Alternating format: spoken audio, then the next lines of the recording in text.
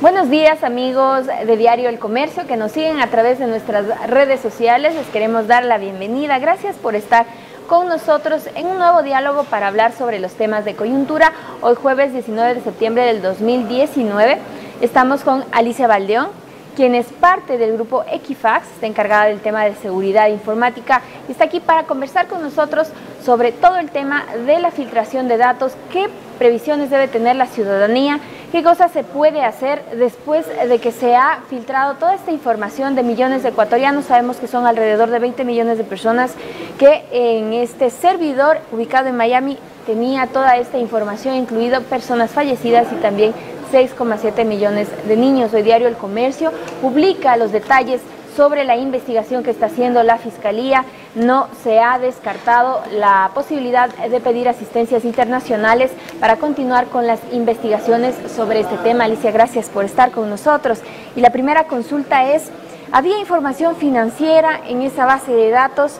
Equifax es una empresa que tiene mucha experiencia en el manejo de ese tipo de información. ¿Qué precauciones deben tener los ciudadanos?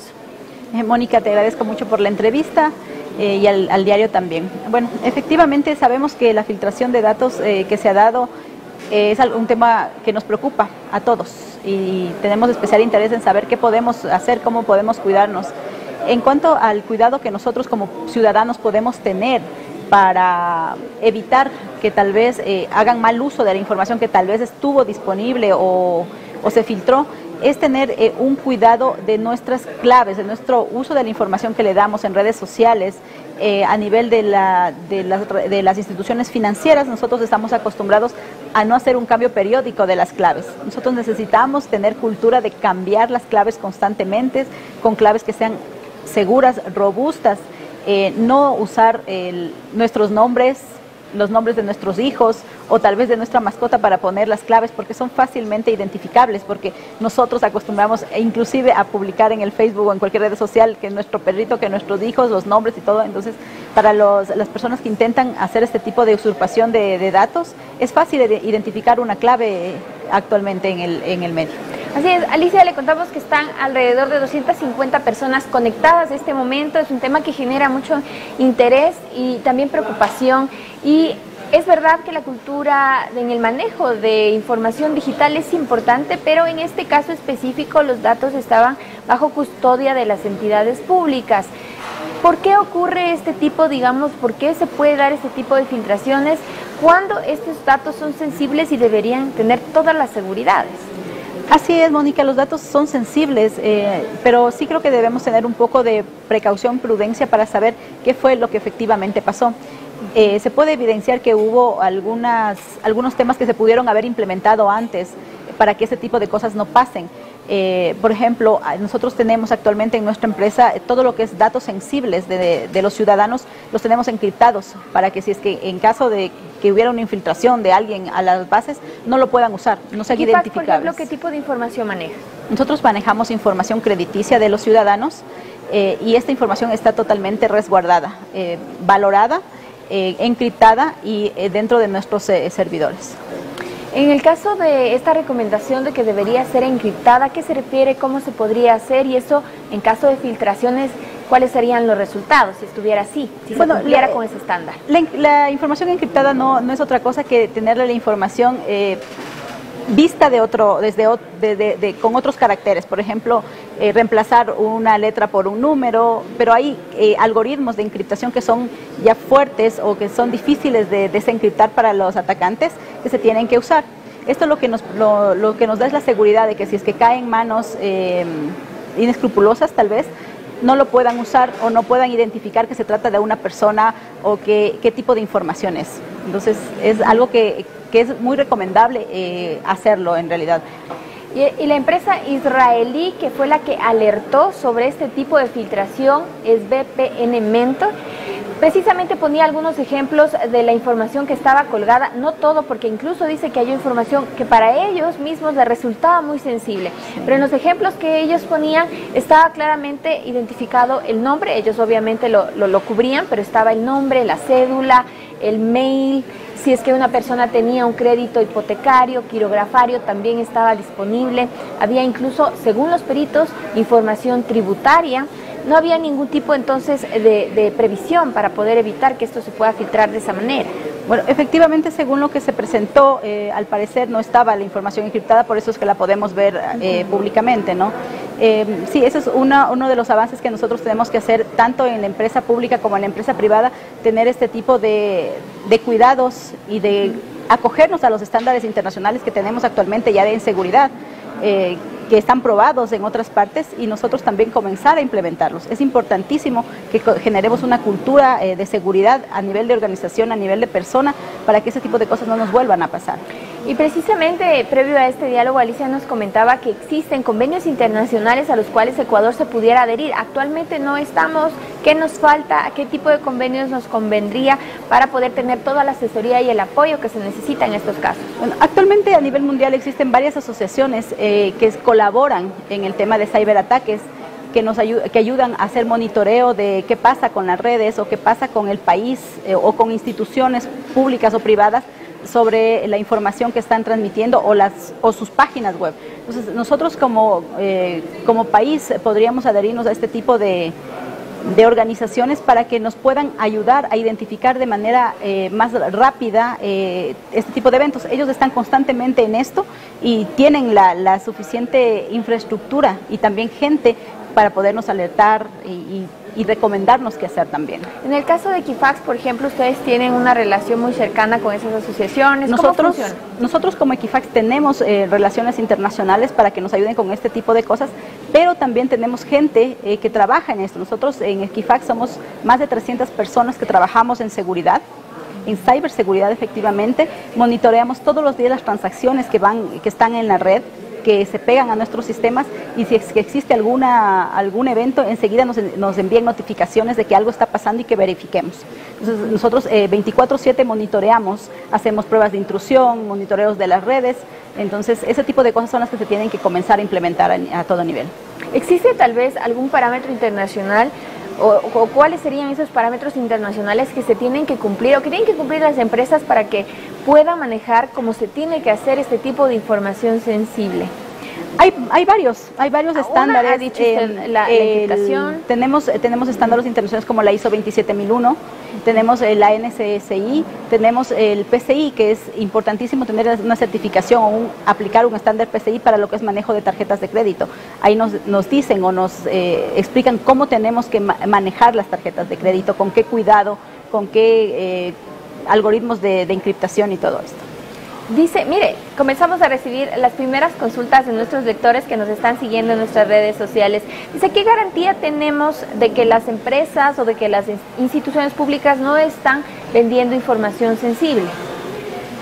Yo creo que efectivamente tenemos que esperar el pronunciamiento de las autoridades. Ellos son los únicos que nos van a poder garantizar si es que la información se fue vendida o no se está vendiendo. En este caso, nosotros como Equifax les podemos garantizar que nosotros no vendemos información. Lo que nosotros hacemos es analizar la información y vendemos reportes crediticios ya analizados, pero no información pura, digamos, personal, para nada. Otra consulta, la DINARDAP ha estado trabajando los últimos 8 meses en una ley de protección de datos, que usted también nos comentaba al inicio, es muy importante y casi todos los países de la región lo tienen, excepto Ecuador, Venezuela y Bolivia. En este sentido, queríamos saber si ustedes han sido parte de la difusión de este proyecto de ley, si han hecho aportes y en qué consisten esas. Nosotros hemos tenido, como Equifax, hemos tenido acercamientos con la DINARDAP en algunas conversaciones. Tenemos conocimiento de la ley de protección de datos. Lo único que esperamos es que la ley sea totalmente aplicable, que tenga herramientas de aplicación para todas las empresas, porque tenemos muchas empresas grandes, pequeñas, medianas, que muchas veces, dependiendo de lo que venga en la ley, van a poder o no poder aplicar. Entonces lo que esperamos es que sea una herramienta que sea aplicable a todo nivel. ¿Qué recomendaciones harían precisamente para este proyecto de ley que se presenta hoy a la Asamblea?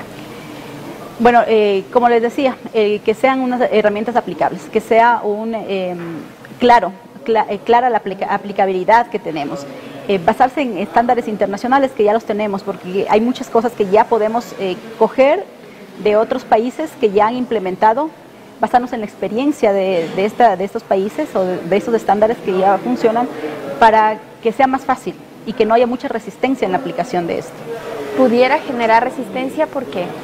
Podría generar resistencia, ya que el tema muchas veces se nos complica a nosotros mismos como personas, que nos pongan, por ejemplo, cuando nos dicen la clave no es suficientemente segura, póngale con mayores caracteres, o que sea, nosotros mismos nos ponemos esa resistencia. Entonces tenemos que darle facilidad también a los usuarios para que vayan poco a poco cambiando esta mentalidad y viendo que mientras más nosotros pongamos seguridades, para nosotros va a ser también importante, y también vamos a ayudar a las empresas para que nuestra información sea y esté cuidada, protegida.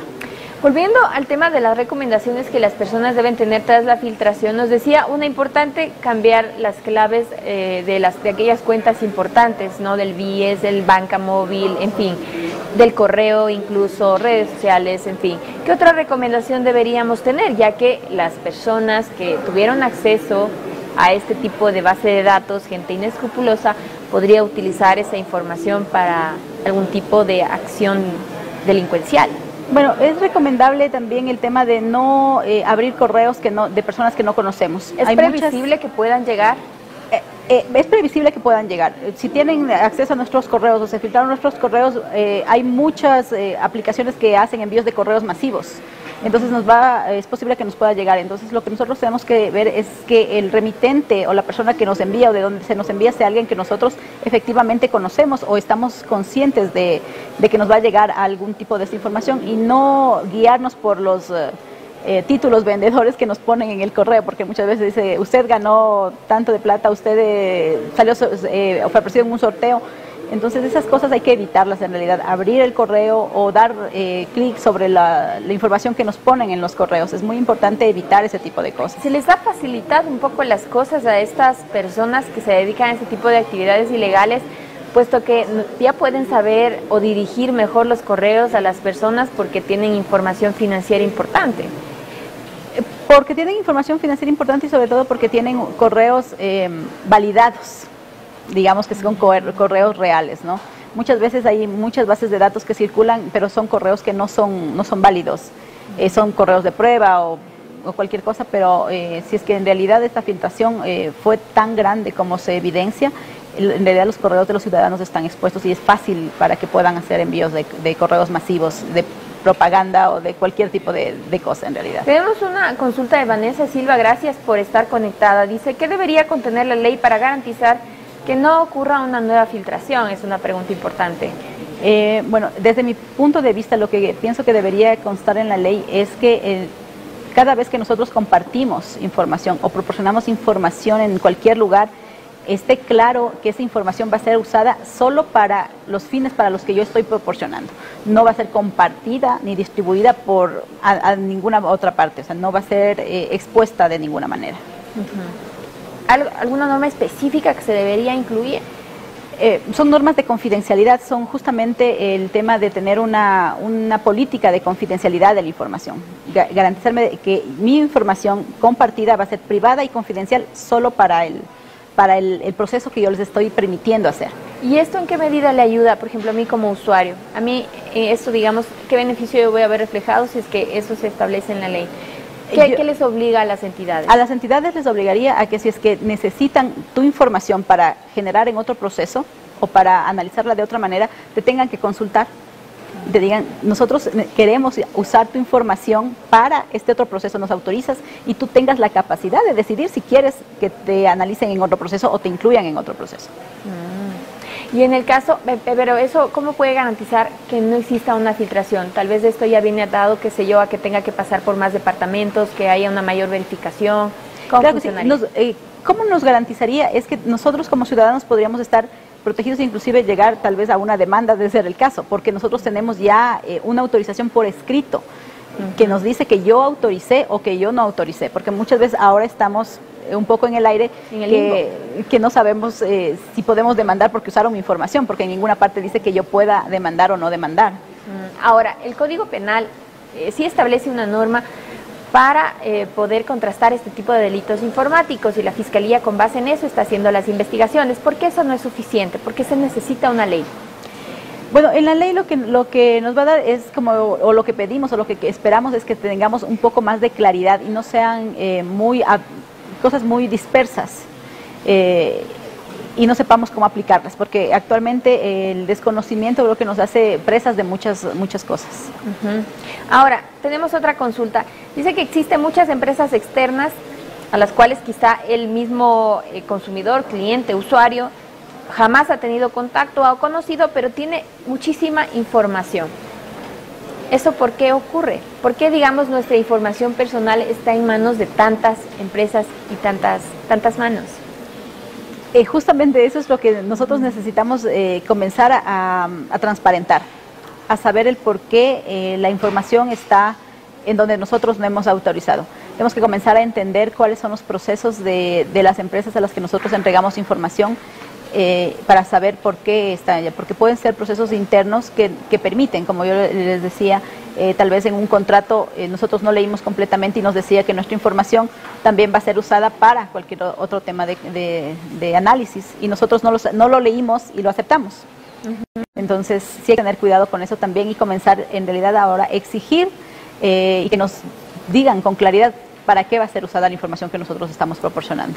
Tenemos otra consulta. La empresa VPN Mentor señaló o informó al gobierno de esta novedad el 7 de septiembre, pero al gobierno le tomó poco más de 4 días, el 11 de septiembre, el poder tomar una acción. Ellos dicen que tenía que cumplir una serie de protocolos. Tal vez Ecuador necesita mejorar los tiempos de respuesta ante este tipo de filtraciones, porque eso casi una semana estuvo todavía disponible hasta que la autoridad pueda comprobar que esto era cierto. Habría que entender un poco en realidad cuáles son los procesos de las autoridades internas para entender por qué fue esta demora. Tal vez sí ahí tenemos un punto para mejorar, que las cosas se tomen acción un poco más rápido, pero sí habría que en realidad primero entender el por qué se tomaron ese tiempo. Otro de nuestros lectores nos dice que es posible que los ciudadanos estén expuestos a este delito conocido como phishing, que se basa en datos del usuario, entidades financieras. ¿Cómo funciona eso y cómo prevenir?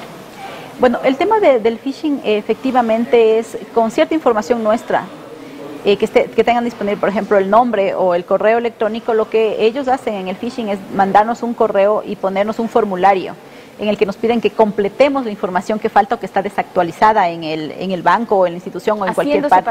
Haciéndose pasar por el banco. Y ahí capturan toda la información que les falta. ¿Sí? Entonces, por eso es recomendable que al momento que nos llegan este tipo de correos o inclusive de llamadas telefónicas, lo que hay que decir y como nos deberíamos manejar es decir, en este momento no puedo atenderle, no lo voy a hacer, voy a consultar al banco o me voy a dirigir al banco a hacerlo personalmente. Yo creo que es una forma de cortar directamente este tipo de cosas y no dar a que nos sigan haciendo este tipo de llamadas o mensajes. El fondo de todo esto es obtener información financiera para luego... Para completar, porque Exacto. Sabemos que mucha información que nosotros tenemos en el banco, con eso nos hacen la validación, ¿no? Cuando tú llamas a una tarjeta de crédito, te voy a validar los datos. Es información que nosotros estamos proporcionando y que todo el mundo no lo tiene. Básicamente lo que nosotros tenemos en todas partes, podemos conseguir el número de cédula y el nombre completo. Y ahora correos, tal vez, teléfonos. Pero la demás información que nosotros proporcionamos no la tienen efectivamente y por eso nos hacen el phishing, para poder capturar este tipo de información. Entonces lo ideal es no poner nada por correo ni por llamada telefónica, sino efectivamente dirigirte a la institución financiera si es que en realidad ellos necesitan actualizar los datos. Si es que es así, ellos van a actualizar desde el momento los datos y firmarás igual que estás actualizando el dato, pero si no, no se debería proporcionar información. En el supuesto caso de que Equifax, por ejemplo, recibiera una alerta de una posible filtración, ¿qué protocolos se ponen en marcha? ¿Cómo opera? ¿Con qué rapidez? Bueno, nosotros tenemos actualmente montado un CECIR que se llama un comité de riesgo. Al momento que se presenta algún evento de este tipo, lo que se hace es reunir a todos los directivos, revisar cuál es el problema que se está presentando y tomar las acciones respectivas. Van acciones desde revisión efectivamente del evento o bloquear temporalmente toda la página, depende en realidad del evento. Tenemos más consultas, nos dicen, ¿cómo a futuro se puede prevenir una filtración masiva de datos? Que esto nuevamente ocurra. Sí, bueno, la filtración de datos vamos a evitarla siempre ya implementando controles, teniendo una cultura fuerte de seguridad. La cultura de seguridad va mucho más allá de solo los temas tecnológicos, implementar herramientas o fierros en la tecnología, sino es tema de concientización. Todos somos parte de la seguridad, cada uno aportamos con nuestro granito de arena a estar un poco más seguros, porque a lo menos en las empresas, si es que una persona, solo con que una persona no tenga las precauciones recomendadas o que se tiene para todos, por ahí podría filtrarse de cualquier cosa y robarnos información. Entonces, esto es un tema en realidad de todos. ¿Y cómo se garantiza que puede haber las políticas, puede haber todos los convenios, puede haber toda, digamos, la normativa como empresa, pero cómo garantizan que una persona no se pueda sustraer los datos? ¿Qué controles hacen o cómo se hace ese proceso? Bueno, primero... ¿O hay llaves? Primero hay un tema de, como les decía, de concienciación, es hacerle entender a la persona que trabaja en las empresas que al cuidar a la empresa se está cuidando él como persona y también cuidamos a nuestros clientes, que finalmente son los que nos dan de comer, ¿no? Pero sí hay herramientas también que se pueden detectar, hay cosas que se pueden hacer a nivel de tecnología. En el caso de Equifax nosotros no podemos sacar información mediante flash, memory, ni siquiera sacar a la nube o correos personales. Todo es monitoreado, o sea, nosotros no podemos mover información. Entonces son medidas que se pueden ir tomando. Y hay alertas que se prenden y hay cuando alertas, ocurre hay correos que llegan a nuestros superiores diciendo que hay información que se está tratando de sacar, nos abren investigaciones y tipo de esas cosas. Entonces son cosas que de cierta manera nos ayudan a entender que la información que estamos manejando es sensible. Tenemos otra consulta de uno de nuestros lectores. Dice, ¿qué controles fallaron en la masiva filtración de datos personales? Primero habría que entender qué fue lo que falló, o sea, efectivamente saber en dónde estuvo la falla, para saber qué controles pudieron haber fallado. Entonces, en este punto yo creo que primero esperemos a ver cuál es el informe definitivo que nos dan para saber qué fue lo que pasó, si efectivamente fue una falla o fue algo autorizado, porque no sabemos, ¿no?, qué fue lo que pasó todavía, a ciencia cierta. Así es, estuvimos conversando sobre el tema de la filtración masiva de datos. Estuvo con nosotros Alicia Valdeón. Les agradecemos a todas las personas que estuvieron conectadas y nos mandaron todas sus consultas. Les estaremos informando sobre cómo se desarrolla la investigación en la Fiscalía y desde ya le invitamos a Alicia también para que nos comente y nos ayude a analizar este tema a futuro a medida que se puedan conocer los resultados de esa indagación, que entendemos que se va a ampliar, no solamente va a ser en Ecuador, sino también hasta incluso Estados Unidos, donde se registró este servidor. Gracias por estar con nosotros y por acompañarnos. Gracias, Mónica. Gracias, Alicia.